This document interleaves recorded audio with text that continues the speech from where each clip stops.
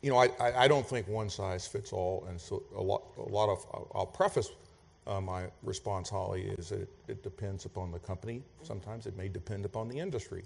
But I think in these settlements I've seen, I think the government's insistence on the reporting relationship, I would respectfully submit, is based on a misunderstanding of the role that Randy and I play in our respective organizations.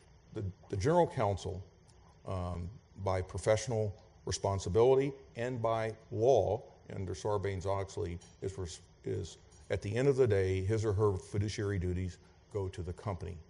We represent the company in the interest of the company. We do not represent management or any one individual. I think there's a perception that somehow the General Counsel represents the CEO, or perhaps is too close to the CEO, and that's not true.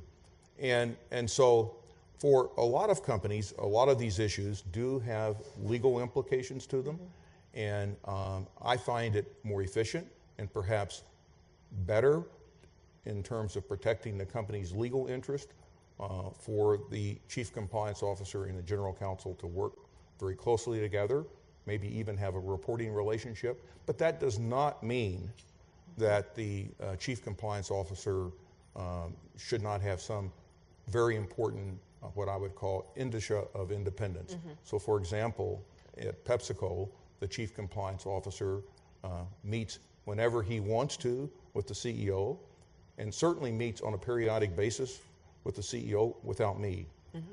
Every board meeting, the Chief Compliance Officer meets in executive session with the audit committee without my presence.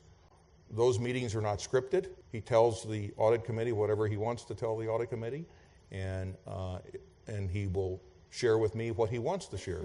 So I think there should be an important